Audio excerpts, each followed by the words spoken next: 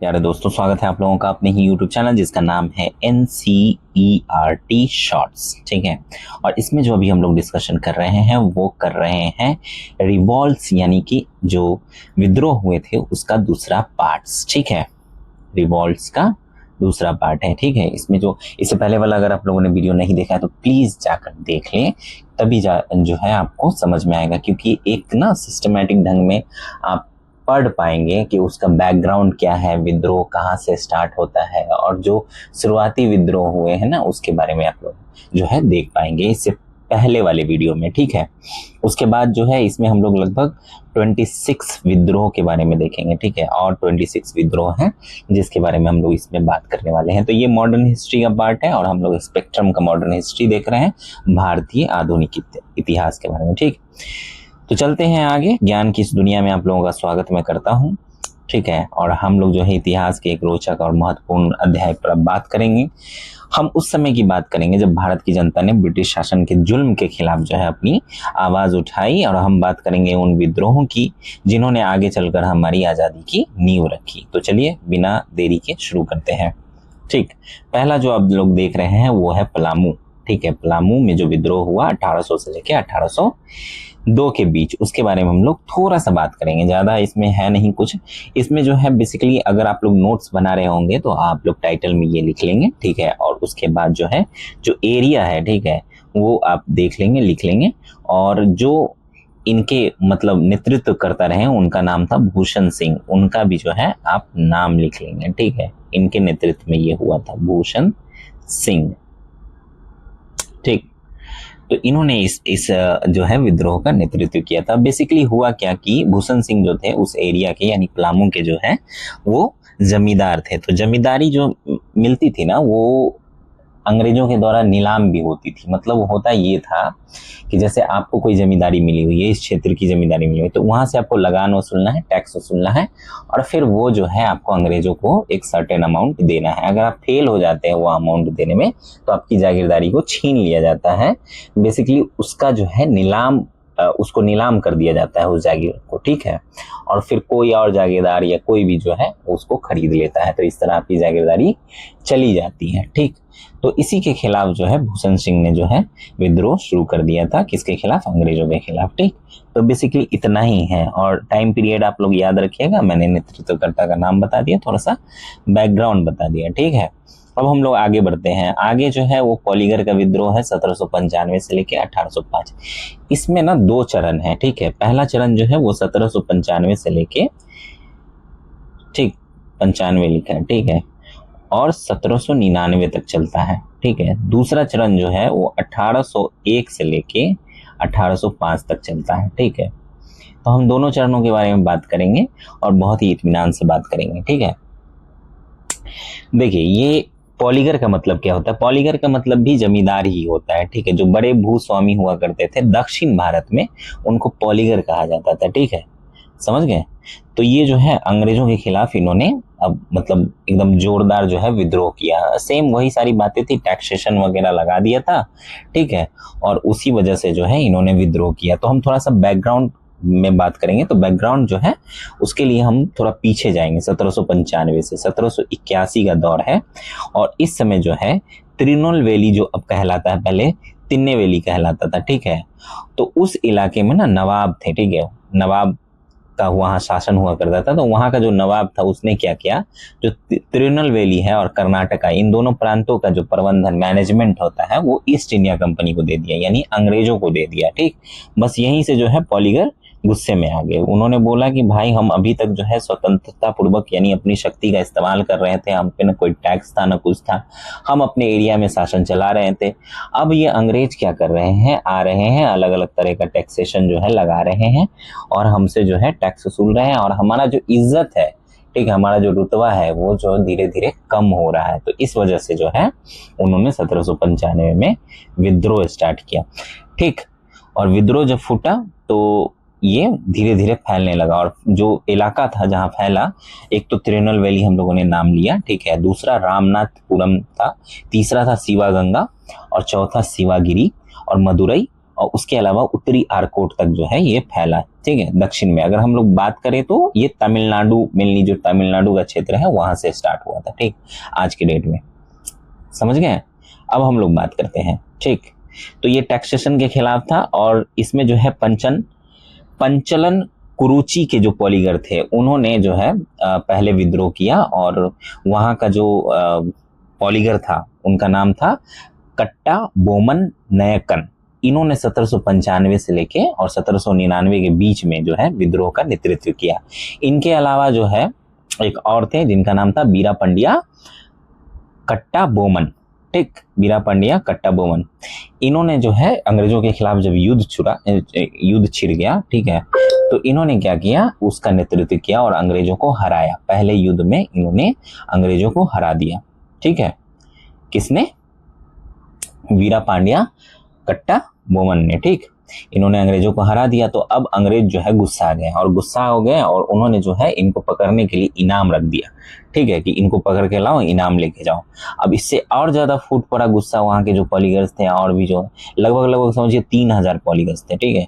तो इन लोगों का जो है एकदम गुस्सा सातवें आसमान पर था कि हमारे जो मतलब लीडर है उनके खिलाफ ऐसा कुछ हो गया। तो फिर उन्होंने इस युद्ध को जारी रखा, ठीक है। और इसमें जो है एक ध्यान देने वाली बात यह है कि युद्ध जारी था एक तरफ और दूसरी तरफ एक और पॉलीगर था जिसका नाम था इट्टया पम्मन, ठीक है। सॉरी, बहुत डिफिकल्ट नाम है, आप लोग देख ही रहे दक्षिण भारत का। इट्टयापन नाम था, ठीक है, उसका पुदुकोट्टी। ये जो है एक राजा था, ठीक है, और इसने जो है वो क्या किया कि मतलब अंग्रेजों के साथ समझौता कर लिया और जो पॉलीगर्स थे जो लड़ रहे थे अंग्रेजों के साथ, ठीक है, अंग्रेजों के खिलाफ, उनको जो है धोखा दे दिया इसने और समझौता किया और उसके बाद जो है पकड़वा दिया, ठीक है। किसको पकड़वा दिया? बीरापंडिया को, जो कट्टा बोमन थे उनको पकड़वा दिया और फिर उनको जो है फांसी दे दी गई अंग्रेजों के द्वारा, ठीक। अब जितने भी उनके सहयोगी थे जो इसमें भाग ले रहे थे उन सबको पकड़ के जो अंग्रेजों ने या तो फांसी दे दिया या जेल में डाल दिया या तो देश निकाला कर दिया, ठीक है, या हत्या करवा दिया गया, ठीक। तो इसमें एक नाम आता है सुब्रमण्यम पिल्लई, ये इनको भी जो है फांसी दे दी गई थी। और एक और नाम आता है सौंदारा पांडियन, इनकी जो है हत्या कर दी थी अंग्रेजों ने, ठीक है। तो ये एक मतलब देखिए, हम एक गुट बनाते हैं और उसमें कोई जो है अगर हमें धोखा दे देता है तो फिर किस तरह की चीजें होती हैं, ठीक है, दूसरे लोग फिर हम पे राज करते हैं। तो यही जो है हुआ और 1799 के बीच, 1795 से लेकर 1799 तक ये कांड हुआ। अब हम लोग बात करते हैं दूसरे चरण की, ठीक है, पॉलीगर विद्रोह का दूसरा चरण। ये 1801 से लेकर 1805 तक चलता है। इसमें क्या होता है, जो बच जाते हैं उसमें से पॉलीगर, जो लोग पहले विद्रोह में शामिल थे, तो उनको क्या किया अंग्रेजों ने, उनको जो है एक जगह पे जो है कैद कर लिया, ठीक है। ये पालाकोट्टई का ही किला था, ठीक, पालाकोट्टई का किला, उसमें जो है इनको कैद कर लिया गया था, ठीक है। किला आप देख रहे हैं, इसके अंदर जो है उनको कैद किया गया, ठीक। और फरवरी 1801 में जो है ये विद्रोह फिर से स्टार्ट हुआ, क्योंकि इस किले से जो है जितने भी लोग थे वो भागने में कामयाब हो गए, ठीक है। वो भाग के फिर मतलब उन्होंने क्या किया कि उन्होंने फिर सशस्त्र जो है विद्रोह एकदम चलाया। तो फिर उन्होंने तूतीकोरिन और मालाबार जो क्षेत्र था उस पर कब्जा कर लिया, ठीक है, उन विद्रोहियों ने। उसके बाद फिर क्या हुआ कि मालाबार में लड़ाई हुई अंग्रेजों से और अंग्रेजों ने जो है मालाबार पे फिर से कब्जा जमा लिया अपना, ठीक। तो फिर वहां से जो है विद्रोही लोग आगे बढ़े और वो पहुंचे शिवगंगा, ठीक है, शिवगंगा की तरफ जाने लगे। तो वहां बीच में ही रामनंद पड़ता है, ठीक है। तो वहां पे मुर्दुस विद्रोही जो थे, ठीक है, एक अलग पॉलीगर का जो मतलब ग्रुप था वो भी विद्रोह कर रहे थे, तो उनसे जाके ये लोग मिल गए, ठीक। अब 1801 अक्टूबर, ठीक है, 1801 अक्टूबर में अंग्रेजों से फिर से लड़ाई हुई और मतलब फरवरी में शुरू होता है और अक्टूबर में जाके जो है अंग्रेज जो है इसको कुचल देते हैं, ठीक है। मतलब इन लोगों को, जो लोग मिलकर लड़ रहे थे, मुर्दूस के जो पॉलीगर थे, विद्रोही थे, या जो वहां से भागे हुए जो तूतीकोरिन और मालाबार पे कब्जा कर लिए थे, ठीक है। अब क्या होता है, अब यहाँ तो कुचला गया था 1801 में ही। अब इसी बीच जो है नवाब वहाँ का था, वो अपना पूरा प्रशासन और नागरिक या सैनिक जो भी सरकार थी जिसको वो चला रहा था, वो पूरे क्षेत्र को अपने जो है कंपनी को सौंप देता है। कहता है कि भाई पूरे का मैनेजमेंट कीजिए। अब पहले 2 प्रांतों का मैनेज कर रहे थे, अब हमारे पूरा क्षेत्र है सभी का मैनेज कीजिए। ठीक, अब ये हुआ तो अब जो है लोगों के बीच गुस्सा और फूट पड़ा, वहां के जितने भी जमींदार थे, ठीक है, उनके बीच। अब 1803 से 1805 के बीच जो है स्टार्ट होता है विद्रोह, और सबसे पहले स्टार्ट होता है उत्तरी आरकोट में। वहां के जो पॉलीगर होते हैं वो अब इस बार विद्रोह को शुरू करते हैं, और वो इसलिए शुरू करते हैं, शुरू इसलिए करते हैं क्योंकि वहां पे जो है ना उस क्षेत्र में, अब देखिए प्रशासन का काम भी किसके अंदर आ गया था, अंग्रेजों के। तो उस क्षेत्र में पुलिस का जो काम था या सामाजिक जो मुद्दा होता था उसको सुलझाने का काम कौन करते थे, जो उत्तरी आरकोट के पॉलीगर थे ना, जो पॉलीगर हुआ करते थे उस क्षेत्र के, वो करते थे। लेकिन अब ये सब जो है छीना जा रहा था उनसे, ठीक है। अब ये प्रशासन का पूरा काम किनको दिया जा रहा था, अंग्रेजों को। तो अंग्रेज जब ये सब काम करने लगे तो अब धीरे धीरे क्या हुआ कि उस क्षेत्र में मतलब मैनेजमेंट का एकदम शून्यता आ गया, एकदम ही मैनेजमेंट बिगड़ गया। पुलिस का काम जो है, जो पुलिस शुल्क लिया करते थे ये पॉलीगर वहां के लोगों से, वो अब इनको नहीं मिलने लगा, अब अंग्रेजों को मिलने लगा। तो इसके खिलाफ जो है उत्तरी आरकोट के जो पॉलीगर थे उन्होंने मतलब इस विद्रोह को फिर से शुरू किया, ठीक है। और फिर उन्होंने लड़ाई की। अब वहां का जो एक व्यवस्था था, यानी पुलिस कर जो था, जो भी पुलिस बनता था उसको वहां पे कहते थे करियाला या उसका मतलब पुलिस को कहा जाता था करियाला या, ठीक। तो ये जो है ये क्या करते थे कि ये वहां पे टैक्स लेते थे, और ये जो पोस्ट होता था ना, ये जो पोस्ट था वो वंशानुगत था, ठीक है, समझ गए। तो ये वंशानुगत था, यानी कि अगर आप पुलिस बने हैं तो फिर आपका बेटा बनेगा, फिर उसका बेटा। तो इस तरह तो ये चीजें जो है खत्म हुई है, इसके खिलाफ जो है स्टार्ट हो गया विद्रोह, और पूरा क्षेत्र जो है कानून व्यवस्था की शून्यता में आ गया था, ठीक। और चित्तौड़ और चंद्रागिरी का जो क्षेत्र था वो पूरी तरह से पुलिस वहां पे प्रशासन था ही नहीं, ठीक है। अब इसके बाद क्या होता है, यहाँ पे होता है क्या कि उत्तरी आरकोट के तो पॉलीगर विद्रोह कर ही रहे थे, उसके अलावा जो है येदरा गुंटा के जो पॉलीगर थे, येदरा गुंटा, वो भी जो है इस विद्रोह में शामिल हो जाते हैं, ठीक है।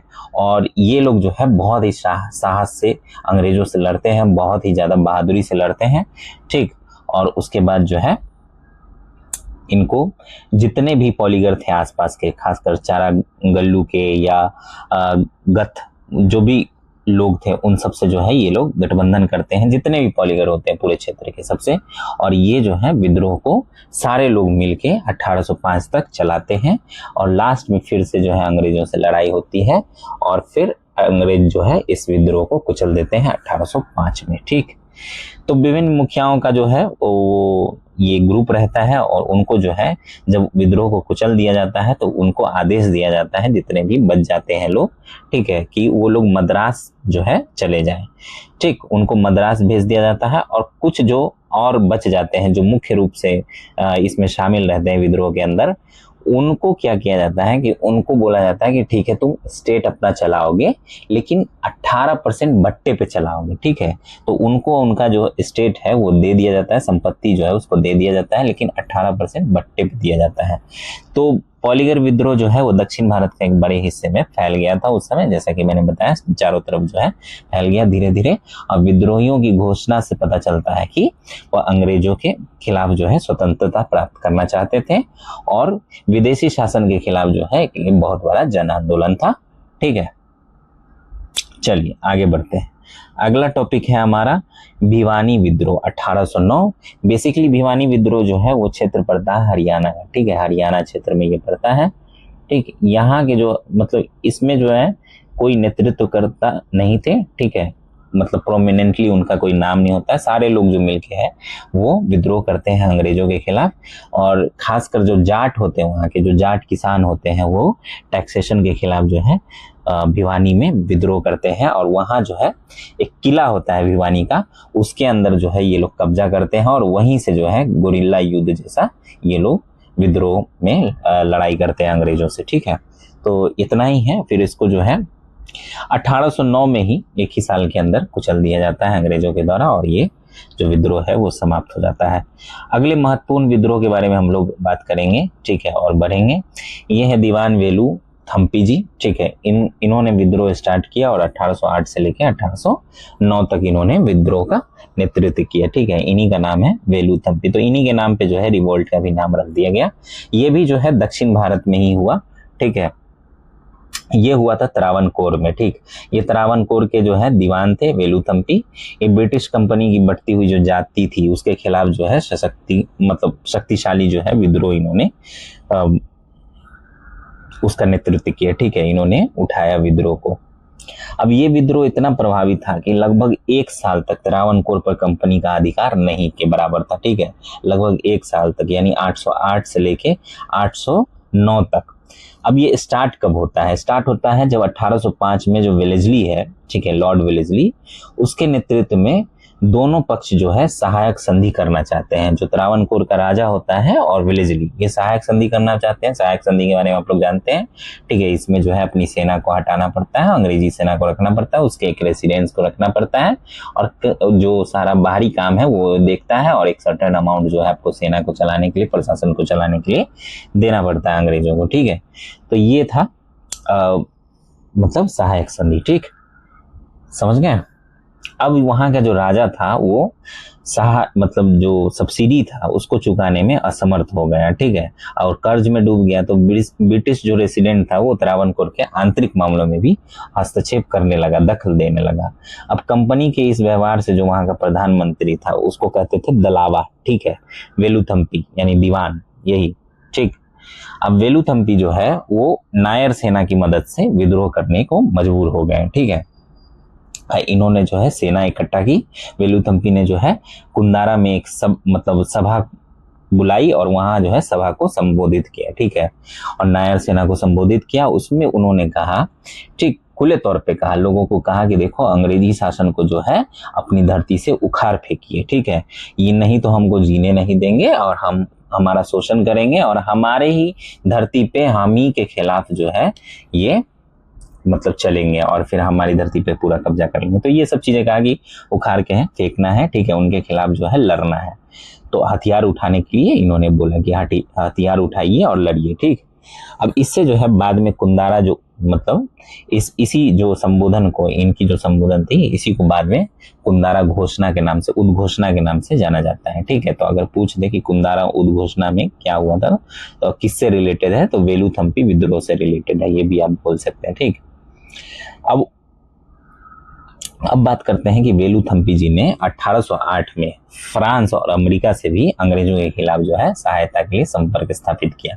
अब जब ये विद्रोह स्टार्ट हुआ तो उन्होंने 1808 में फ्रांस अमेरिका से मदद मांगी, लेकिन मदद जो है नहीं मिली, कोई भी सहायता नहीं मिला, कोई भी सहयोग नहीं मिला, ठीक है। और 1809 में कंपनी की सेना जो है बहुत आगे बढ़ गई, ठीक है, वेलुथम्पी से लड़ाई करते करते, ठीक है। तो वेलुथम्पी जो है जब सेना को अपनी तरफ आते हुए देखे तो इन्होंने जो है क्या किया, आत्महत्या कर लिया, ठीक है, खुद को मार लिया, ठीक, और आत्मसमर्पण लेकिन नहीं किया। तो आत्महत्या कर लिया लेकिन अंग्रेजों से को आत्मसमर्पण नहीं किया और इनकी मृत्यु के बाद ही जो है ये विद्रोह समाप्त हो जाता है, ठीक है। अब बात करते हैं बुंदेलखंड में जो अशांति हुई, विद्रोह हुआ, उसके बारे में बात करते हैं, ठीक है। तो इसमें जो है बहुत ही आसान शब्दों में बताऊं तो स्टार्ट कैसे होता है, 1808 में स्टार्ट होता है, ठीक है, और जो है 1812 तक चलता है। आप देख सकते हैं उत्तर प्रदेश और जो मध्य प्रदेश का एरिया है, यही एरिया जो है बुंदेलखंड कहलाता था, ठीक है। तो बुंदेलखंड जो है वो जब पहला मराठा युद्ध हुआ था, ठीक है, एंग्लो मराठा युद्ध 1803 से 1805 में, ठीक है, सॉरी दूसरा मराठा युद्ध, ठीक, दूसरा मराठा युद्ध हुआ था 1803 से लेके 1805 तक, ठीक है। तो इसमें जो है इस क्षेत्र को अंग्रेजों ने जो है जीता था मराठाओं से, ठीक है, और फिर इसको जो है बंगाल प्रेसिडेंसी के अंदर रख लिया गया था, ठीक। वहां पे जो बुंदेला सरदार हुआ करते थे, वहां के मुखिया हुआ करते थे, वो लगभग 150 थे। तो इन्हीं लोगों ने जो है विद्रोह किया था, ठीक है, और ये अपने किले से ही विद्रोह करते थे, जो इनका किला होता था वहीं से विद्रोह को चलाते थे ये, ठीक। तो पहला बड़ा विद्रोह जो होता है वो लक्ष्मण दावा जी के नेतृत्व में होता है, लक्ष्मण दावा, ठीक है। लक्ष्मण दावा जो है वो करते हैं विद्रोह का नेतृत्व और ये जो है लड़ते हैं 1808 से लेके और 1809 तक ये जो है अंग्रेजों के खिलाफ विद्रोह चलाते रहते हैं। लेकिन जो है होता ये है कि 1809 फरवरी में जो है ये आत्मसमर्पण कर देते हैं और कोलकाता चले जाते हैं। बेसिकली ये होता है कि इनको जो है 2 साल के लिए अंग्रेज जो है किले का जो है किलेदार बनाते हैं और पूरा जो वहाँ का व्यवस्था चलाना होता है उसको ये करते हैं। लेकिन 2 साल बाद भी जो है ये किले की व्यवस्था को नहीं छोड़ते हैं, मतलब वहाँ के किलेदार पद को ये नहीं छोड़ते हैं, ठीक है। जबकि इनका जो है 1808 में जो है समाप्त हो रहा था इनका जो टाइम पीरियड था, ठीक है। तो इसी व्यवस्था को जो है इसी के खिलाफ जो है अंग्रेजों से ये लड़ पड़े और फिर इन्होंने विद्रोह किया और फिर बाद में जो है समर्पण करके ये कलकत्ता चले गए। इसके बाद क्या होता है कि कालिंजर का जो किला होता है वहाँ के जो किलेदार होते हैं दरिया सिंह, ठीक है, इनका नाम होता है दरिया सिंह, ये जो है फिर से विद्रोह करते हैं, ठीक, अंग्रेजों के खिलाफ। और ये जनवरी 1812 में जो है इनके विद्रोह को कुचल दिया जाता है अंग्रेजों से, ठीक। और सबसे जो प्रबल चुनौती देते हैं अंग्रेजों को वो देते हैं इन सरदारों में से जिनका नाम होता है गोपाल सिंह, ठीक है। वो जो है बड़ी ही ज्यादा चुनौती देते हैं। वो लगभग 4 साल तक एकदम इस चीज को चलाते हैं, ठीक है। 1808 से लेकर 1812 तक वो चलाते हैं, जिसमें जो है अंग्रेज जो है क्या करते हैं, गोपाल सिंह के चाचा को समर्थन करते हैं इनका जो मतलब संपत्ति होता है उसके ऊपर, ठीक। तो ये उससे भी जो है बहुत ज्यादा इनको जो है अंग्रेजों से नफरत हो रही होती है इस कारण भी। और दूसरा ये कि अंग्रेजों की जितनी भी चाल होती है, जितनी भी सतर्कता होती है, सैनिक युक्तियां होती है, वो सब कुछ जो है ये जानते थे और उसके खिलाफ जो है योजना बनाते थे, अंग्रेजों को हर जगह जो है हरा देते थे। इन 4 सालों में इन्होंने खूब परेशान किया, ठीक है। तो ये जो है श्रृंखला चलता रहा बुंदेलखंड के अंदर और 1812 में जो है फाइनली सारे विद्रोहों को जो है अंग्रेज कुचल के आगे बढ़ते हैं, ठीक है। और उसके बाद क्या करते हैं कि जो वहाँ का मुखिया वाला जो पद होता है, सरदारों का पद होता है, उसको खत्म करते हैं और एक इकरारनामा कंट्रैक्चुअल जो लाइबिलिटी होता है उसको लागू वहाँ पे कर देते हैं, ठीक।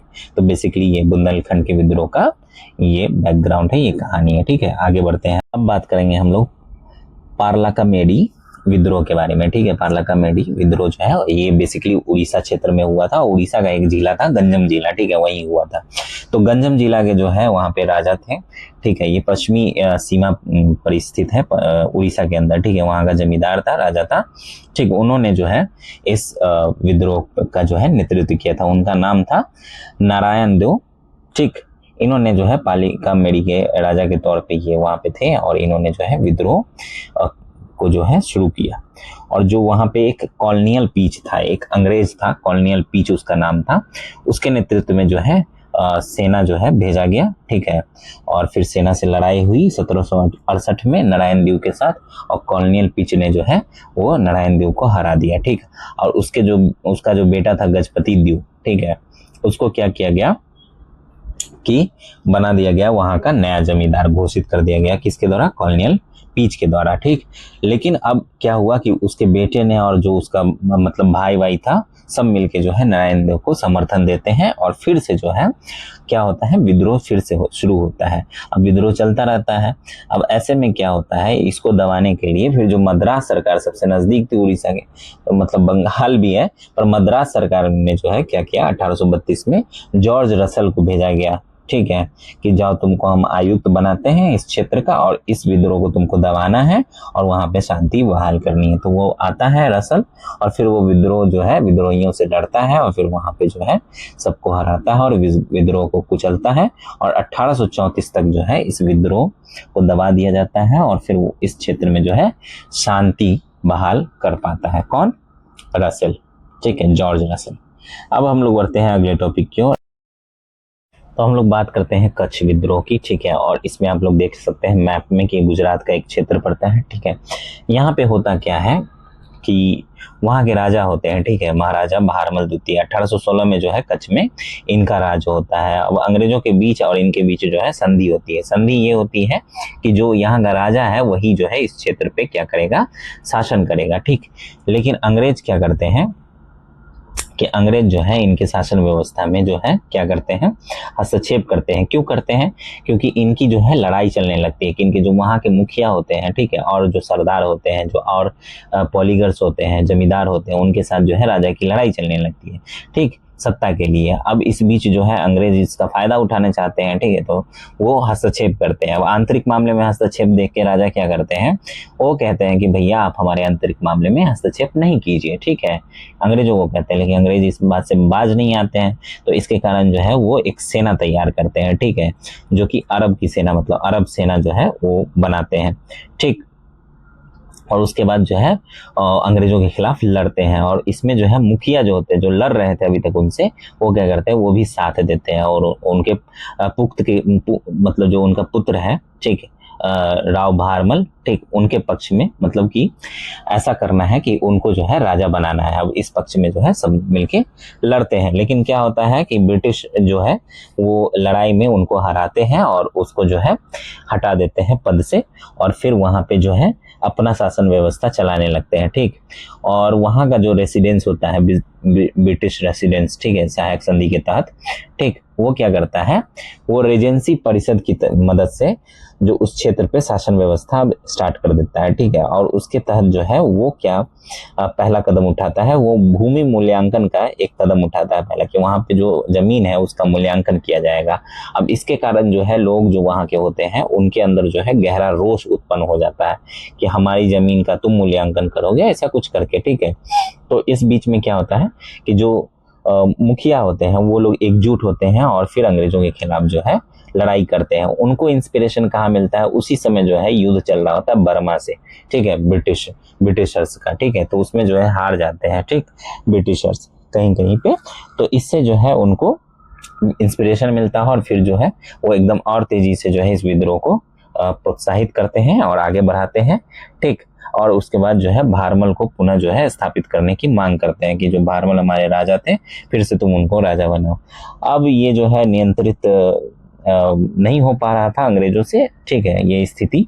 तो उन्होंने क्या किया कि एक सैनिक अभियान चलाया, ठीक, सैनिक अभियान चलाया, लड़ाई हुई, लेकिन कोई भी रिजल्ट नहीं आया। अब रिजल्ट नहीं आया तो इस स्थिति में जो है वो कंपनी के जो भी अधिकारी थे उन्होंने क्या किया, समझौता का नीति अपनाया और फिर समझौता कर लिया उन लोगों से, ठीक है, समझ गए। तो बेसिकली जो है ये रिवॉल्ट इस समझौते के साथ खत्म होता है। चलिए आगे बात करते हैं बरेली में असंतोष 1816 में। देखिए बेसिकली कहानी क्या है, कहानी ये है कि बरेली में जो है पुलिस टैक्स लगाया जाता है, ठीक है, अंग्रेजों के खिलाफ। अब इसके खिलाफ जो है वहाँ पे लोग जो है इकट्ठा होते हैं और प्रोटेस्ट करते हैं। तो मामला जो है वहाँ के जो नवाब होते हैं, मतलब सम्मानित व्यक्ति होते हैं, एक तरह से नवाब नहीं, मुफ्ती मोहम्मद इवाज नाम था उनका, तो उनको जो है लोग जाके अप्रोच करते हैं। तो वो क्या करते हैं, एक मजिस्ट्रेट को एक चिट्ठी लिखते हैं, याचिका जो है लिखते हैं, लेकिन कोई जो है स्थिति में बदलाव नहीं आता। अब इसका प्रोटेस्ट कर ही रहे थे लोग, तो वहाँ पे फिर जाते हैं, पुलिस जो है टैक्स लेने के लिए इकट्ठा होती है और टैक्स इकट्ठा करती है। तो उसमें जो है धक्का मुक्की होता है, तो एक महिला घायल हो जाती है। महिला जैसी घायल होती है तो जो जितने भी लोग थे जो मुफ्ती मोहम्मद के नेतृत्व में मतलब वहाँ पे थे, मौजूद थे, उनके बीच और अंग्रेजों के बीच लड़ाई हो जाती है। बहुत भयंकर लड़ाई होती है, खूनी संघर्ष हो जाता है एक तरह से, ठीक है। अब ये धीरे धीरे जो है बदलने लगता है विद्रोह के रूप, मतलब विद्रोह का रूप लेने लगता है। अब इस घटना का 2 दिन ही होता है कि पीलीभीत, शाहजहांपुर, रामपुर में जो है एकदम भीषण शस्त्र मतलब स्टार्ट हो जाता है। वहाँ पे एकदम लड़ाई इतनी ज्यादा हो जाती है अंग्रेजों से, मत पूछिए। अब मुसलमान जो होते हैं, ठीक है, मुसलमान अब मुफ्ती मोहम्मद के रक्षा के लिए आगे बढ़ते हैं। वो चाहते हैं कि अंग्रेजों से जो है उनकी रक्षा की जाए। अब उसके चक्कर में जो है 1816 में क्या करते हैं कि जो बरेली का प्रांतीय न्यायालय था, वहां का जो न्यायाधीश था उसका नाम था लिस्टर, ठीक है, और उसका पुत्र था, ठीक है, इन दोनों की हत्या कर देते हैं ये उपद्रवी, ठीक। अब ये क्या करते हैं कि अब ये हत्या हो जाती है। अब अंग्रेज जो है घबराने लगते हैं, तो फिर अंग्रेज जो है बहुत बड़ी सेना भेजते हैं, ठीक है, बंगाल की तरफ से। और उसके बाद वो सेना आती है, फिर उसके बाद इसे जो है विद्रोह जो है उसको जो है कुचल देती है, ठीक है, खत्म करती है वो सेना आके यहाँ पे, ठीक। और इस मतलब अभियान के अंदर जो सैनिक अभियान होता है अंग्रेजों का, उसमें लगभग जो है 300 विद्रोही मारे जाते हैं, ठीक है, उनको मार दिया जाता है अंग्रेजों के हाथों। और कुछ जो है घायल हो जाते हैं, कुछ को जेल में डाल दिया जाता है, ठीक। तो बेसिकली ये है। अगला टॉपिक है हमारा हाथरस। अब बात करते हैं हाथरस में हुए विद्रोह के बारे में, ठीक है। 1817 में हुआ था ये विद्रोह, समझ गए। और इसमें जो है मेन कैरेक्टर अगर देखेंगे तो वो दयाराम जी हैं। दयाराम जी जो है वो अलीगढ़ जिले के कई गांव के जो है तालुकदार हैं, ठीक है। तो अलीगढ़ जिले का ही एक तालुक था, उसका नाम था हाथरस, ठीक। तो मतलब तालुका था, एक गांव था हाथरस, ठीक है। तो हाथरस में एक किला था, ठीक। ये किला जो है बहुत मजबूत था, इसका आधार बहुत मजबूत था। तो इसी किला में जो है दयाराम जी रहते थे, ठीक है। तो इसके अलावा जो दूसरा मजबूत किला था वो भरतपुर का किला था, ठीक है। तो अंग्रेजों ने क्या किया कि अंग्रेजों ने इस क्षेत्र का जो है निपटारा करने के लिए दयाराम के साथ जो है मतलब समझौता किया और किसान के तौर पर दयाराम को देखा, ठीक है। और बोला कि भैया इस क्षेत्र में जो है आप ये कीजिए कि यहाँ से टैक्स उक्स लीजिए और फिर हमको जो है एक राशि दीजिए, ठीक है। अब दयाराम जो है लगातार जो है टैक्स जो है बढ़ता ही जा रहा था अंग्रेजों के द्वारा। अब एक बार कुछ और टैक्स है, दूसरी बार कुछ और टैक्स है, तो टैक्स का जो राशि है वो बढ़ता जा रहा था। इससे जो है दयाराम जी लगातार टैक्स चुकाने में जो है असमर्थ होते जा रहे थे, ठीक है। और निरंतर जो है असफल हो रहे थे, ठीक है। तो इसके कारण क्या हुआ कि जो सरकार है वो बार बार चिता रही थी कि देखिए हम ऐसे आपके खिलाफ एक्शन लेंगे, एक्शन लेंगे। तो इसमें जो है उन्होंने मतलब इस बात को नजरअंदाज करते रहे। और इसी किला में जो है सरकार के जो भगौरे थे, ठीक है, बहुत सारे जो विद्रोही थे उनको शरण देने लगे। कौन? दयाराम जी, ठीक है। तो इसके कारण क्या हुआ कि कंपनी जो है, कंपनी को इस बात की पता लगी। अब कंपनी ने क्या किया, अंग्रेजों ने क्या किया कि फरवरी से 1817 में जो है इस किला पे, हाथरस के किला पे हमला कर दिया। अब दयाराम जी जो है 15 दिनों तक लड़े, ठीक है, उन लोगों के साथ मिलके बहादुरी से लड़े और बाद में जो है वहां से निकल के भाग गए, ठीक। अब उनको जो है बोला गया, फिर उनके खिलाफ जो है घोषणा किया गया। अंग्रेजों ने कहा कि देखो ऐसा है कि तुम आओ, ठीक है, और आत्मसमर्पण करो, ठीक। दयाराम जी को कहा गया तुमको जो है पेंशन देके कहीं भेज दिया जाएगा। तो इन सब शर्तों पे जो है फिर वो आए, ठीक, और फिर उनको जो है पेंशन देके कहीं भेज दिया गया। इनके अलावा जो और नेतृत्व करते थे उनमें से एक का नाम है भगवंत सिंह, ठीक। तो भगवंत सिंह भी जो है वो नेतृत्व करता थे, ठीक है, इस विद्रोह के। इसके अलावा जो मुस्करन के राजा थे उन्होंने क्या किया, उन्होंने भी आत्मसमर्पण कर दिया, क्योंकि उनको डर था कि कहीं अंग्रेज उनका किला जो है वो बर्बाद न कर दे, तो वो भी आके आत्मसमर्पण कर देते हैं। तो बेसिकली इतनी सी कहानी है इसकी, और कुछ खास नहीं। अगले टॉपिक की ओर बढ़ेंगे। तो अब बात करेंगे हम लोग पाइक विद्रोह के बारे में, ठीक है। ये उड़ीसा क्षेत्र में हुआ था, ठीक है, उड़ीसा का ही क्षेत्र था, ठीक। और इन्होंने विद्रोह जो है किया था किसके खिलाफ? अंग्रेजों के खिलाफ, ठीक है। इन्होंने क्या किया था? पाइक कौन होते थे? ये परंपरागत जो है पैदल सैनिक होते थे, ठीक है। तो ये पैदल सैनिक, इनको पाइक कहा जाता था।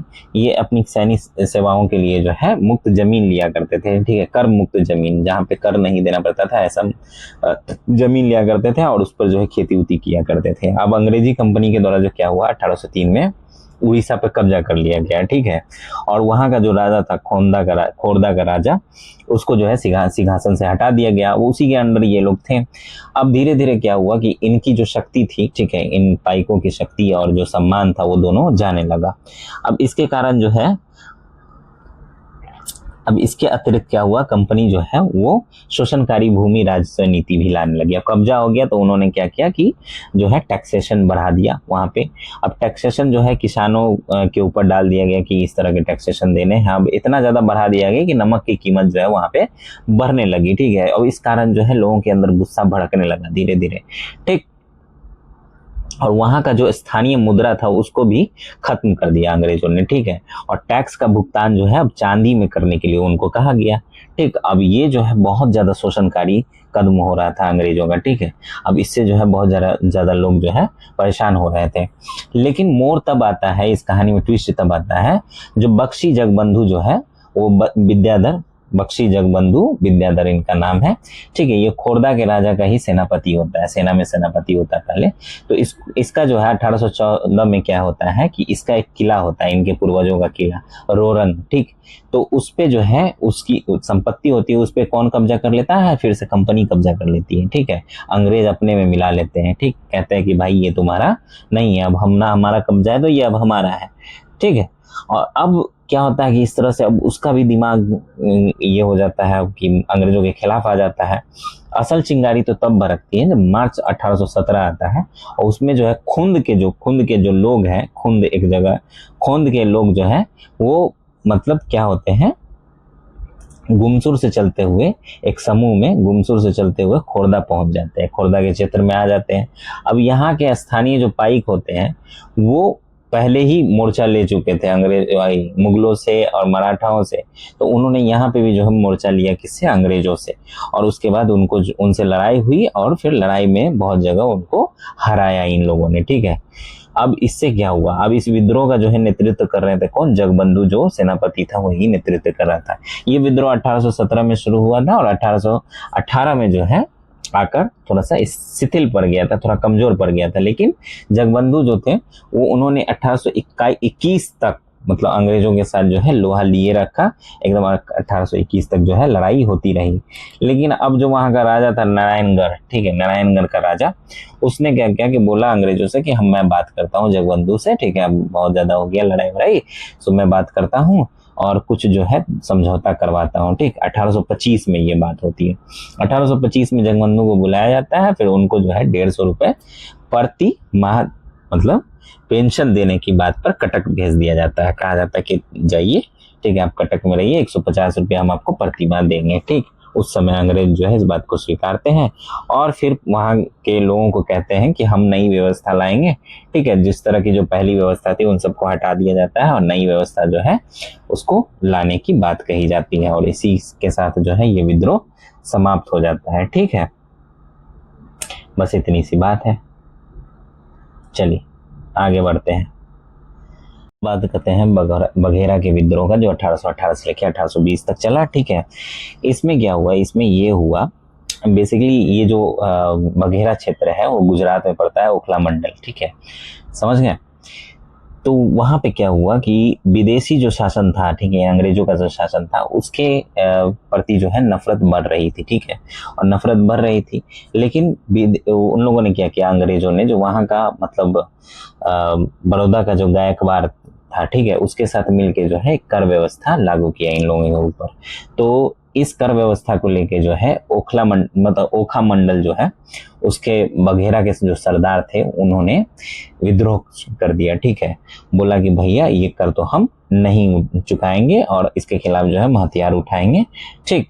उसके बाद उन्होंने क्या किया कि जितने भी सरदार थे वो 1818 से लेकर 19 के दौरान जो है ब्रिटिश क्षेत्र में घुसपैठ जारी रखी उन्होंने, वो अपना विद्रोह करते रहे। नवंबर 1820 में क्या हुआ, एक शांति संधि पे जो है सहमति बनी और उन्होंने फिर जो है हस्ताक्षर किए और फिर जो है उस टैक्स को वापस लिया गया, ठीक। अब हम लोग चलते हैं अहोम विद्रोह की तरफ, ठीक है। अहोम का जो विद्रोह होता है, ठीक, 1828 में, उसके बारे में बात करते हैं, ठीक है। इसमें बेसिकली क्या होता है कि बर्मा का जब युद्ध होता है ना 1824 से 1826 के बीच, ठीक है, तो इससे क्या होता है कि 1826 में जो है वो असम के ऊपर अंग्रेजों का कब्जा हो जाता है, ठीक। अब इससे क्या होता है, इससे जो उसके उत्तराधिकारी होते हैं अहोम वंश के, ठीक है, उसके उत्तराधिकारी इसको नापसंद करने लगते हैं और ईस्ट इंडिया कंपनी से जो है असम छोड़ कर चले जाने के लिए कहते हैं। अब ईस्ट इंडिया कंपनी क्या करती है, इसको नहीं मानती है।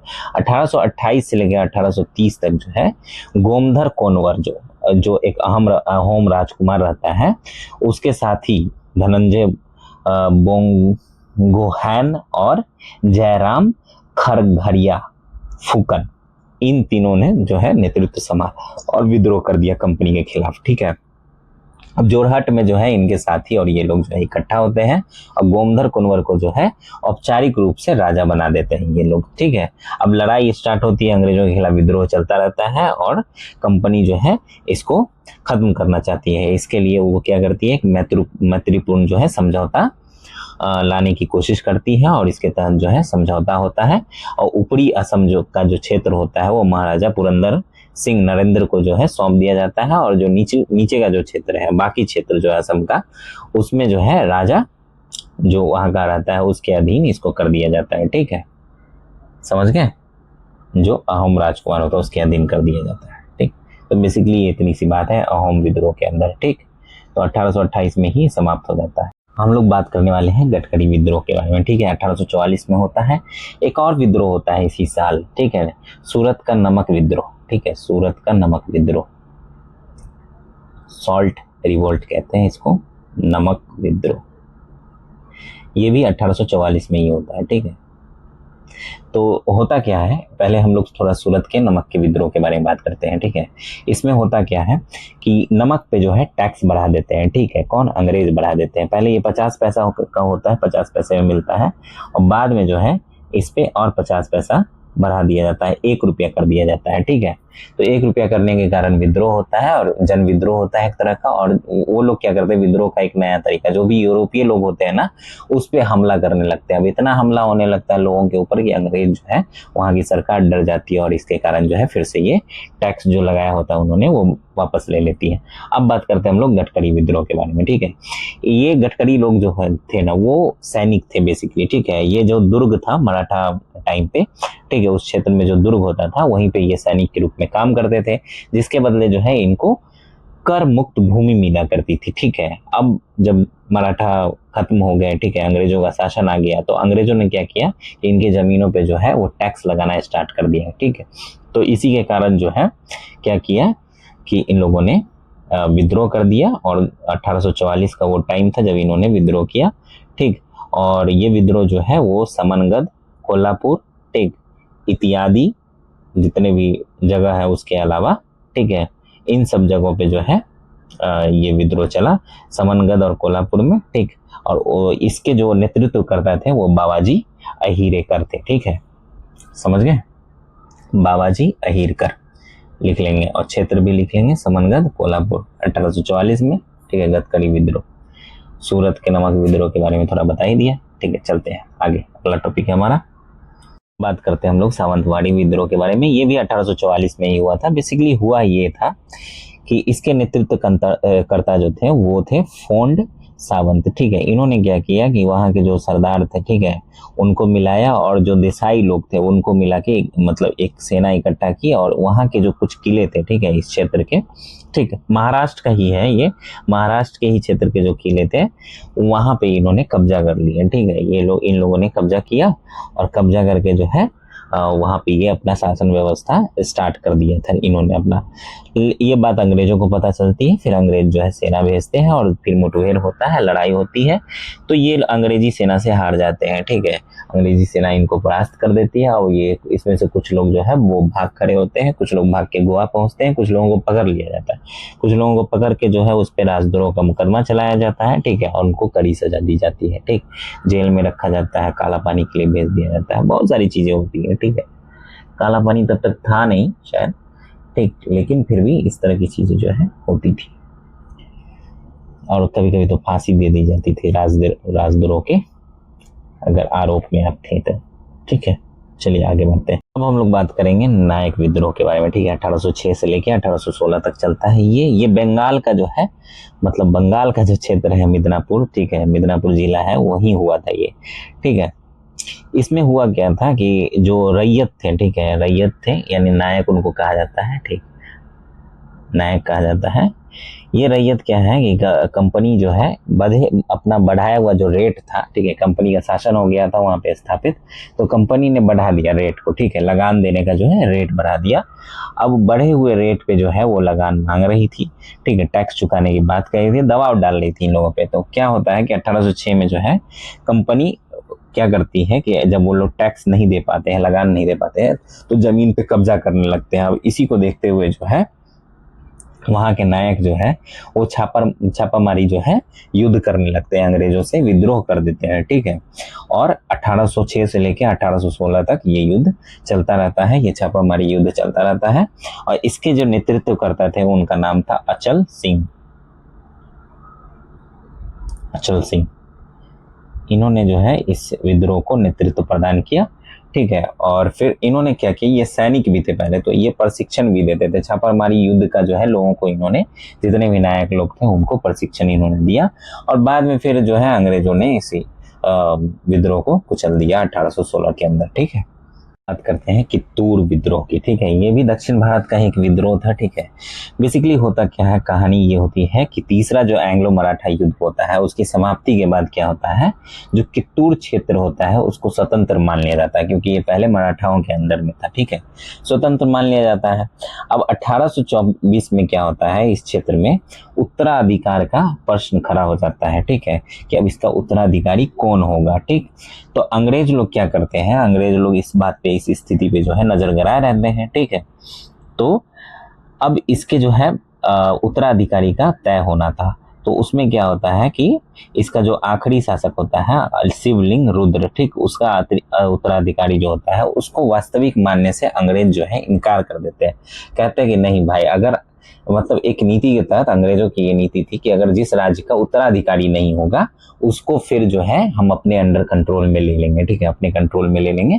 तो इस तरह की स्थिति बन जाती है वहां पे, तो मानने से इनकार कर देता है। तो उनकी जो रानी होती है, ठीक है, रानी का नाम था महारानी चेन्नम्मा। ठीक, उन्होंने क्या किया कि अंग्रेजों के खिलाफ इसी बात पे विरोध किया और विद्रोह भी कर दिया। ठीक, 1824 से जो है 1824 से स्टार्ट होता है ये विद्रोह और खूब जो है उसके अंत तक चलता है ये विद्रोह।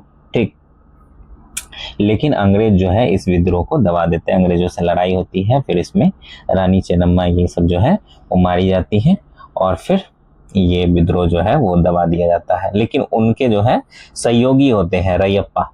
ठीक, और रैयप्पा जो है 1829 में फिर से इसी चीज को लेके फिर से विद्रोह करते हैं। तो रैयप्पा और रानी चेन्नम्मा, ठीक है, ये आप नाम याद रखिएगा, ये नेतृत्व करता थे इस विद्रोह के अंदर। ठीक है, तो ये विद्रोह स्टार्ट करते हैं अंग्रेजों के खिलाफ 1829 के अंदर और 1829 में ही फिर इस विद्रोह को अंग्रेज दबा देते हैं। ठीक है, और रैयप्पा को पकड़ लेते हैं। ठीक, और उनको फिर सजा देते हैं। तो ये है कित्तूर विद्रोह। ठीक है, आगे बात करते हैं हम लोग रामोसी विद्रोह के बारे में। ठीक है, रामोसी क्या, रामोसी जो है एक तरह के पुलिस होते थे पुणे के अंदर। हम लोग पुणे की कहानी लोग बात करेंगे। ठीक है, ये बेसिकली वहाँ का जो पुलिस दल होता था, ठीक है, जिसको रामोसी कहा जाता था, उन्हीं की ये कहानी है। उन्होंने जो विद्रोह किया था उसके बारे में हम लोग बात करेंगे। ठीक, देखिए बेसिकली हुआ क्या कि ये लोग मराठा के टाइम पे थे। ठीक है, तो ये उस समय पुलिस थे, लेकिन जब अंग्रेजों का शासन आता है तो ये लोग बेकार हो जाते हैं और इनको जो जमीन दी जाती है मराठा राज्य के अंदर, ठीक, जिस समय उनका शासन रहता है उस समय, तो उस पर ये खेती उती करते हैं। ठीक, तो अब अंग्रेजों का जो टाइम आता है तो इनके जमीन पे खेती इनकी चल रही होती है, लेकिन अंग्रेज जो है अब क्या करते हैं, टैक्स लगाते हैं, लगान लगाते हैं और लगान की दर जो है वो बढ़ा देते हैं। अब इस कारण जो है इन लोगों के अंदर रोष बढ़ता है। ठीक है, गुस्सा बढ़ता है और 1822 में जो है चित्तूर सिंह के नेतृत्व में विद्रोह जो है हो जाता है, अंग्रेजों के खिलाफ शुरू हो जाता है और ये कई अंग्रेजों पे जो है हमला शुरू करते हैं। चित्तूर सिंह का नाम याद रखिएगा। ठीक है, हम लोग इनके बारे में बात करेंगे, उमाजी नाइक के बारे में। ठीक है, ये भी जो है एक नेतृत्व करता था, लेकिन सबसे पहले जो है चित्तूर सिंह नाम के जो है नेतृत्व करता थे। तो इनका भी आप नाम याद रखेंगे और 1822 से लेकर 1826 तक ये चलता है। ठीक, तो अब इनके नेतृत्व में चलता रहता है, लेकिन क्या होता है कि अंग्रेज जो है इस विद्रोह को दबा देते हैं जो चित्तूर सिंह के नेतृत्व में चलता है। ठीक है, लड़ाई होती है और 1826 आते आते ये जो है दब जाता है। ठीक, लेकिन फिर जो है 1826 में फिर से ये उठ खड़ा होता है और इस बार जो नेतृत्व करता होते हैं वो उमाजी नाइक होते हैं और ये फिर जो है नेतृत्व प्रदान करते हैं और 1829 तक ये जो है इस विद्रोह को चलाते हैं, 1829 तक। और 1829 में जाके फिर अंग्रेजों के साथ ये मोर्चा लेते हैं और फिर उसमें जो है ये मारे जाते हैं और फिर अंग्रेजों से जो है अंग्रेज जो है इस विद्रोह को कुचल देते हैं। ठीक, ये थी रामोसी विद्रोह की। अब बात करते हैं हम लोग विशाखापट्टनम के जो विद्रोह हुए हैं 1793 से लेकर 1834 तक, उसके बारे में बात करेंगे। ठीक है, एक तरह से देखें तो ये विद्रोहों की श्रृंखला थी एक। ठीक है, मतलब एक विद्रोह खत्म नहीं होगी फिर दूसरा विद्रोह स्टार्ट हो जाता था, दूसरे नेतृत्वकर्ता होते थे, ठीक है, जो उसको नेतृत्व प्रदान करते थे इस विद्रोह को। ये मद्रास प्रेसिडेंसी के अंदर एक जिला होता था। ठीक है, जिला होता था जिसका नाम था विशाखापट्टनम। ठीक, अभी विशाखापट्टनम है और ये अभी भी शायद जिला ही है, शहर है। ठीक है, अब देखेंगे आंध्र प्रदेश का। ठीक, तो पहले क्या हुआ कि पहले ये हुआ कि जो पालाकुंडा के जमींदार थे उनका नाम था विजयराम राज, इनके साथ जो है युद्ध होता है, छुटपुट लड़ाइयां होती हैं अंग्रेजों के खिलाफ 1793 से लेके 1796 के बीच। ठीक, 1793 से 1796 के बीच होता है, छिटपुट लड़ाइयां होती है। लेकिन 1821 से 1831 के बीच जो है फिर से पालाकुंडा के जो जमींदार होते हैं, ठीक, कौन होते हैं? विजय राम राज। ठीक, इनको याद रखिएगा। ठीक है, नेतृत्व करता था ये पहले, ठीक है, जो पहला विद्रोह हुआ इसमें विद्रोहों की श्रृंखला में। तो अब ये जो है परेशान हो जाते हैं। ये किस बात से परेशान हो जाते हैं? इस बात से कि अंग्रेज जो है वो साल दर साल जो है टैक्स लगान जो है वो बढ़ा रहे हैं। इस बात से परेशान होकर वो विद्रोह कर देते हैं। ठीक, समझ गए? तो विद्रोह जो है इनका चलता है 1831-30 तक। ठीक, और इस विद्रोह को फिर दबा दिया जाता है। फिर 1830 में जो है विशाखापट्टनम के जमींदार एक होते हैं जिनका नाम था वीरभद्र राज। ठीक है, वीरभद्र राज, ये जो है नेतृत्व करता होते हैं अगले के विद्रोह के। ठीक है, जो 1830 में स्टार्ट होता है। और इनका जो सवाल होता है वो ये होता है कि भाई पेंशन जो है, वो पेंशन की बात उन्होंने की थी अंग्रेजों ने, और पेंशन पे जो है मामला कुछ सेट नहीं होता है, और इस कारण जो है ये विद्रोह करते हैं और विद्रोह जो है चलता है। और इनका विद्रोह जो है 1830 के अंदर ही 1830-31 के अंदर ही खत्म हो जाता है। फिर तीसरा जो श्रृंखला होता है, तीसरा स्टार्ट होता है विद्रोह, ठीक है, विशाखापट्टनम का ही विद्रोह, वो होता है 1832 में, और ये चलता है 1834 तक, तीसरा वाला। ठीक है, और इसके नेतृत्व करता होते हैं वो जगन्नाथ राज। ठीक, अब ये क्या करते हैं, ये भी जो है उत्तराधिकार का विवाद इनके साथ खड़ा हो जाता है। ठीक है, इनके साथ उत्तराधिकार का विवाद खड़ा हो जाता है। इनके जो उत्तराधिकारी होते हैं या कोई होते हैं, उनको मानने से जो है अंग्रेज वो क्या करते हैं, इनकार कर देते हैं। ठीक, और ये उसके खिलाफ जो है विद्रोह करते हैं और अंग्रेजों के हस्तक्षेप के खिलाफ विद्रोह करते हैं, और फिर लड़ाई होती है अंग्रेजों से, और फिर अंग्रेज जो है इस विद्रोह को दबाने में सफल हो जाते हैं, और फिर ये विद्रोह भी जो है खत्म हो जाता है। तो 1793 से लेके 1834 तक देखेंगे तो 3 विद्रोह होते हैं विशाखापट्टनम के अंदर। ठीक है, विद्रोह की श्रृंखला है, सबके नेतृत्वकर्ता का नाम हमने बताया है, आप जो है वो देख लेंगे। अब हम लोग बात करते हैं कोली विद्रोह की, जो 1824 से लेकर 1839 तक चला, लेकिन कहते हैं कि 1850 तक चला बेसिकली। ठीक है, तो कोली लोग कौन थे? ठीक है, कोली जो है वो मध्यकालीन भारत में जो है दुर्गों पे रहा करते थे। ठीक है, जो दुर्ग बने होते थे वहां रहते थे, सैनिक का काम करते थे। लेकिन जब अंग्रेजी सेना जो है अंग्रेजी जब शासन स्थापित हो गया तो हुआ ये कि जो वो दुर्ग थे उसका कोई काम रह नहीं गया, तो अंग्रेजों ने उसको तोड़ दिया। अब तोड़ दिया तो ये लोग जो है बेकार हो गए। अब बेकार इधर उधर घूमने लगे तो यहाँ वहाँ जो है विद्रोह करते रहेंगे, झंडा बुलंद करते रहे अंग्रेजों के खिलाफ। असली जो है विद्रोह इन्होंने स्टार्ट किया 1824 के अंदर। ठीक है, पश्चिमी घाट और कच्छ का जो क्षेत्र है, सीमावर्ती भाग, वहाँ के कोलियों ने जो है विद्रोह स्टार्ट किया सबसे पहले। लेकिन 1825 में ही इस विद्रोह को क्या किया गया, दबा दिया गया अंग्रेजों के द्वारा। ठीक, अब होता है 1839। 1839 में जो है पुणे के आसपास के जो कोली लोग थे, ठीक है, उन्होंने क्या किया, विद्रोह का आरंभ कर दिया। 1839 में किया, जो 1850 तक चला बेसिकली अगर बात करें तो। विभिन्न चरणों में जो है ये विद्रोह हुए, और इसमें जो है विभिन्न लोग, मतलब अलग अलग लोग जो है नेतृत्व प्रदान करते रहे। ठीक है, जिनमें जो नाम आता है प्रोमिनेंटली वो आता है भावसारे का नाम। ठीक, भावसारे पहला नाम, दूसरा है चिमनाजी यादव। ठीक, तीसरा नाना दरबारे, चौथा रघु भंगारिया, और पांचवा जो है वो बापू भंगारी। इन लोगों ने जो मिलके इस विद्रोह को जो है नेतृत्व प्रदान किया। ठीक है, कोली विद्रोह को। ठीक, 1824 से लेकर 1850 के अंदर तक। और उसके बाद जो है ये विद्रोह दबा दिया गया, किसके द्वारा, अंग्रेजों के द्वारा 1850 में। इसी विद्रोह का जो है समर्थन किया था किसने, रामोसियों ने भी। ठीक है, रामोसी जो है पुलिस हुआ करते थे, जैसा कि मैंने बताया मराठा साम्राज्य के अंदर। ठीक, चलिए अगला जो हम लोग बात करेंगे वो है बुंदेला विद्रोह। ठीक है, ये भी बुंदेलखंड के अंदर ही हुआ था। ठीक है, 1842 के अंदर।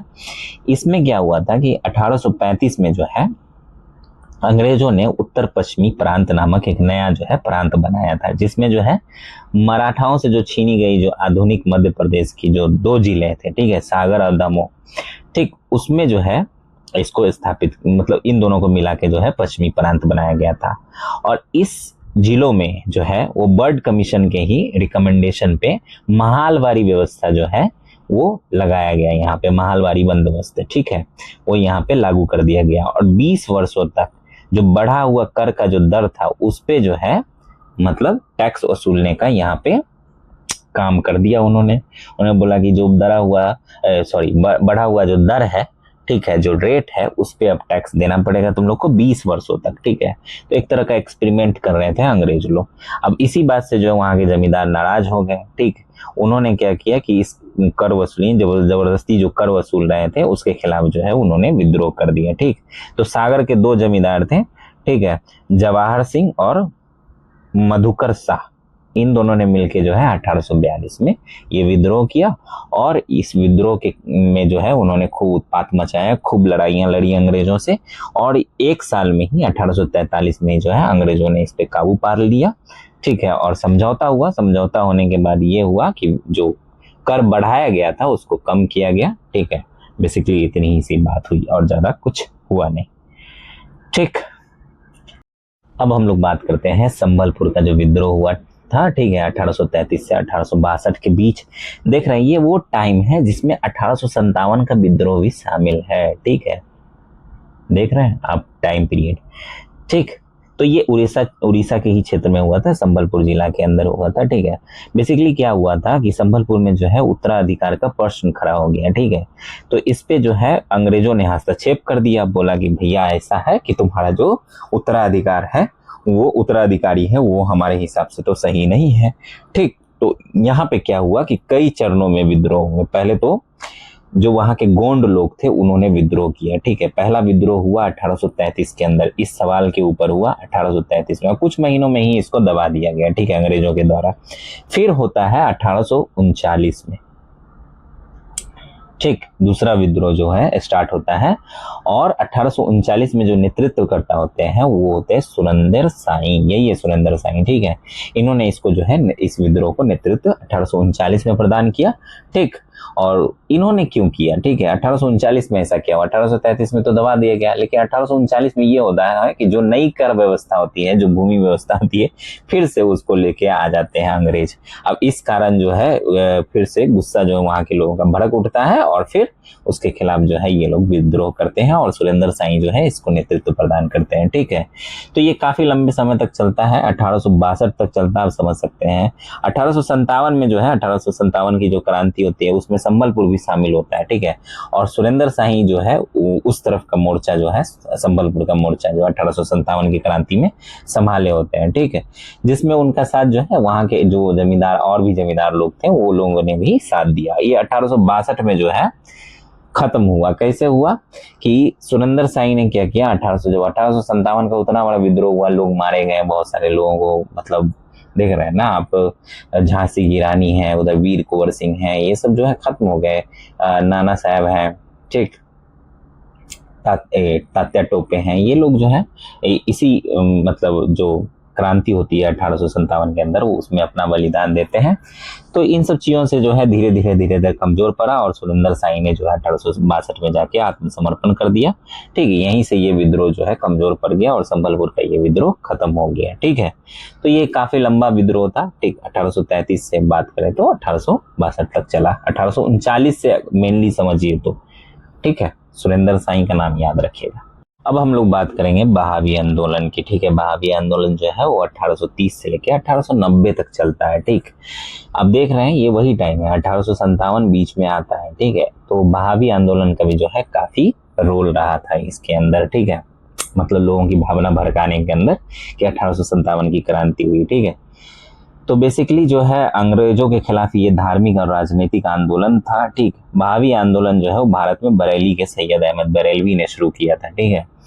वैसे तो इस आंदोलन का जो मकसद था, जो लक्ष्य था, वो इस्लाम में सुधार था, लेकिन क्या हुआ कि भारत में इसका जो है लक्ष्य बदल गया। वो अंग्रेज और अंग्रेजों जैसे जो शोषक वर्ग थे उनके खिलाफ ये विद्रोह हो गया और पटना जो है इसका मुख्य केंद्र हो गया, ठीक है। पटना जो है इसका मुख्य केंद्र हो गया, बिहार का पटना, ठीक, बहावियों के आंदोलन का मुख्य केंद्र हो गया।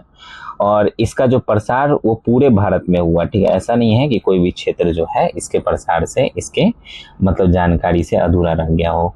ये आंदोलन जो है 1830 ईस्वी में स्टार्ट हुआ, जैसा कि हम लोग जानते हैं, ठीक है, शीर्षक से ही।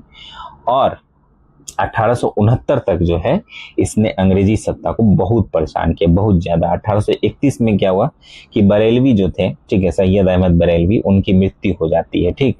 तो बिहार में अब नेतृत्व कौन संभालेगा, तो ये आ जाता है प्रश्न।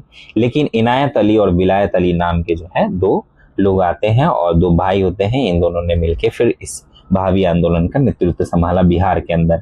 और वहीं बंगाल की बात करेंगे तो तीतू मीर और दुदू मीर मियाँ नाम के दो व्यक्ति थे, इन्होंने जो है इस आंदोलन को नेतृत्व प्रदान किया बंगाल के अंदर, ठीक। अंतिम चरण में क्या हुआ कि आंदोलन का जो है वो मुख्य केंद्र पटना से बदलकर पश्चिमी उत्तर जो भारत था वो उधर चला गया, शिफ्ट हो गया। किधर चला गया? पश्चिम उत्तर की बात करें तो हम दिल्ली और उसके अलावा पाकिस्तान का क्षेत्र, ये सब उस तरफ चला गया, ठीक है। अब पंजाब उंजाब देखेंगे, ठीक। अब बहावी जो है, बहावियों ने ब्रिटिश साम्राज्य के जो विरुद्ध बहुत सारे भावनाएं लोगों के भड़काए और कहा कि भैया लड़ाई करो, ठीक है, हथियार उठाओ, ठीक। और बहुत ही महत्वपूर्ण भूमिका निभाई लोगों को 1857 की क्रांति करने के लिए, ठीक है। अब 1869 में क्या होता है कि सिया में स्थित जो है वो बहावी एक पूरा जो ये कह सकते हैं गढ़ कह सकते हैं, उस पे जो है हमला होता है अंग्रेजों का। मतलब सैनिक अभियान चलाया जाता है अंग्रेजों के द्वारा और इस कारण जो है कमजोर पड़ने लगते हैं बहावी लोग, ठीक है। और बहुत सारे न्यायालय में जो है बहावियों के खिलाफ राजद्रोह का क्या चलाया जाता है? मुकदमा, ठीक। इस मुकदमों के कारण जो है ये लोग धीरे धीरे जो है कमजोर पड़ने, 1860 से लेकर 1869 का दौर ऐसा होता है कि ये कमजोर पड़ने लगते हैं। लेकिन उसके बाद भी 1880 और उसके बाद 1890 तक जो है छीट-फूट मतलब लड़ाइयाँ ये लोग लड़ते रहते हैं अंग्रेजों के खिलाफ, आत्मसमर्पण नहीं करते हैं, किसी तरह का समझौता नहीं करते हैं, ठीक है। तो ये था बहावी आंदोलन जो आप देखेंगे बरेली से स्टार्ट होता है और फिर ये पटना और बंगाल और उसके बाद पश्चिम उत्तर भारत घूमते हुए, और इतना लंबा टाइम आप देख सकते हैं, 60 साल का टाइम जो है लगता है और फिर भी जो है ये अनिश्चितता पे ही खत्म होता है, ठीक। चलिए आगे बढ़ते हैं और आज का ये लास्ट हमारा जो है टॉपिक होगा। बात करेंगे अब कुका विद्रोह की जो 1863 से लेकर 1885 तक चलता है, ठीक है। बेसिकली जो है पंजाब का ये कुका क्षेत्र है जहाँ पे ये आंदोलन जो है शुरुआत होता है, ठीक है। शुरुआत में जो है जवाहरमल भगत जिनको सिया साहब कहा जाता था, उनके शिष्य थे बालक सिंह, उन्होंने जो है पश्चिमी पंजाब में इसकी शुरुआत की थी, ठीक है। हजारों नामक एक स्थान है, वहाँ पे मुख्यालय बनाया था इस आंदोलन का। इस आंदोलन का जो उस समय उद्देश्य था, मुख्य उद्देश्य था, वो धर्म में जो प्रचलित बुराइयां थी, ठीक है, जो सिख धर्म है उसके अंदर जो अंधविश्वास था उसको दूर करने का जो है काम ये कर रहे थे, ठीक है। शुद्ध बनाना चाहते थे धर्म को।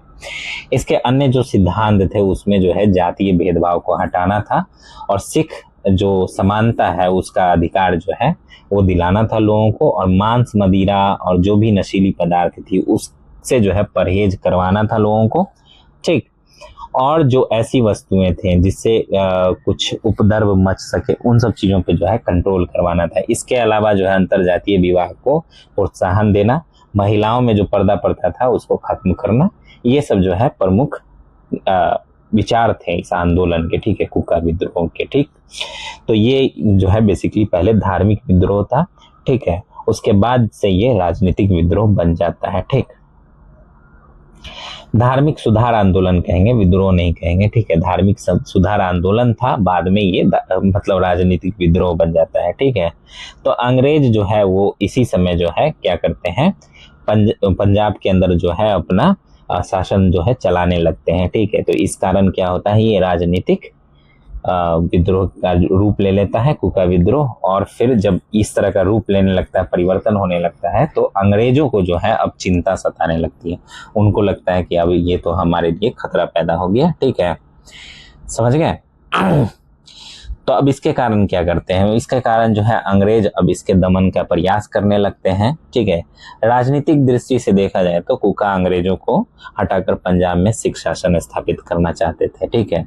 लेकिन उन्होंने क्या हुआ, उन्होंने स्टार्ट किया इसको किस तरह से कि उन्होंने जो हाथ से बने हुए कपड़े थे, ठीक है, उसको पहनना स्टार्ट किया और अंग्रेजों का जो मशीन से बना हुआ कपड़ा उसका बहिष्कार करना स्टार्ट किया। ठीक है, और वो क्या करते थे, वो स्वदेशी को जो है ज़्यादा प्रचलित कर रहे थे कि मतलब, और विदेशी जो चीज़ें थी उसको मतलब बहिष्कार कर रहे थे, उनके उत्पादों का बहिष्कार कर रहे थे। ठीक, तो बेसिकली ये कर रहे थे कि स्वदेशी अपनाओ, ठीक है, और असहयोग दिखाओ अंग्रेजों के सारा, इस बात को, इस विचार को जो है ये प्रचारित कर रहे थे उस समय। ठीक है, तो अब इसके कारण क्या होता है, इसके कारण जो है आंदोलन के जो समर्थक होते हैं और अंग्रेज होते हैं, इनके बीच क्या होता है, टकराव होता है। टकराव होता है तो इसके फलस्वरूप क्या होता है, 1863 से लेके 1872 के बीच में जो है अंग्रेज कोशिश करते हैं, खूब कोशिश करते हैं कि इस मतलब जोरदार उपाय करते हैं, ठीक, कि इस आंदोलन को कुचल दिया जाए। 1872 में जो है आंदोलन